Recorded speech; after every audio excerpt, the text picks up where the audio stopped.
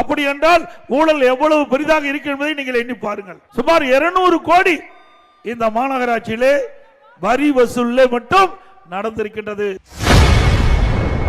திமுக ஆட்சியில் எல்லா துறையிலும் ஊழல் நடந்திருப்பதாக முன்னாள் முதல்வர் எடப்பாடி பழனிசாமி அவர்கள் நேற்று மதுரையில் நடைபெற்ற சுற்றுப்பயணத்தில் தெரிவித்துள்ளார். இங்கே ஊழல் நடைபெற்றது, முறைகேடு நடைபெற்றதாக ஆளுங்கட்சி சேர்ந்த திமுகவை கண்டுபிடித்து கிட்டத்தட்ட 5 மண்டல தலைவர்கள் இன்றைக்கு ராஜினாமா செய்திருக்கின்றார்கள். அப்படி என்றால் ஊழல் எவ்வளவு பெரிதாக இருக்கு என்பதை நீங்கள் எண்ணி பாருங்கள். சுமார் 200 கோடி இந்த மாநகராட்சியிலே வரி வசூலில் மட்டும் நடந்திருக்கின்றது. அது மட்டுமல்ல, 2 குழு தலைவர்கள் அவர்கள் ராஜினாமா செஞ்சிருக்கிறாங்க. ஒருவர் கைது செய்யப்பட்டதாக தகவல்.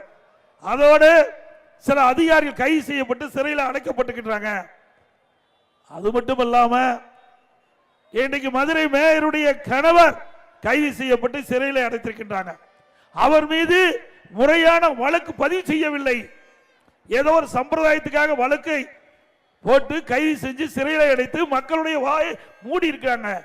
இதுதான் நடந்திருக்குது. கைது செய்யப்படுகின்றவர் மதுரை மேயராக இருக்க வேண்டும். ஊழல் புரிந்தது மாநகராட்சியிலே, அதற்கு பொறுப்பு மதுரை மேயரும் மதுரை ஆணையாளர்களும். ஆக அவர்களை விட்டுவிட்டு அவருடைய கணவரை கைது செய்வது எந்த விதத்திலே சரியாக இருக்கும்? ஆக இந்த அரசு ஊழல்வாதியை காப்பாற்றுவதற்காக இன்றைக்கு முயற்சி செய்து கொண்டிருக்கின்றது.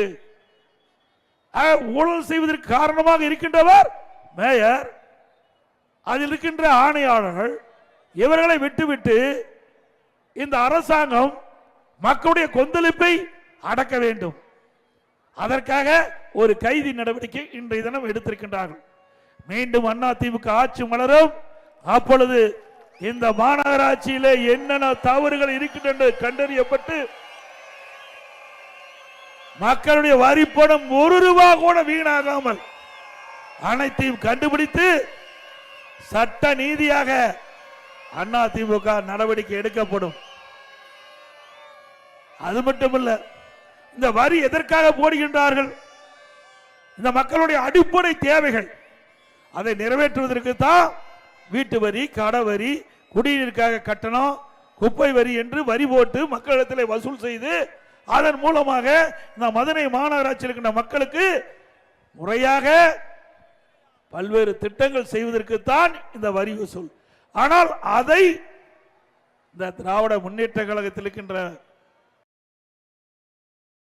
செய்திகளை உள்ளது உள்ளபடி தெரிந்து கொள்ள ரெஃப்ளெக்ட் நியூஸை சப்ஸ்கிரைப் பண்ணுங்க.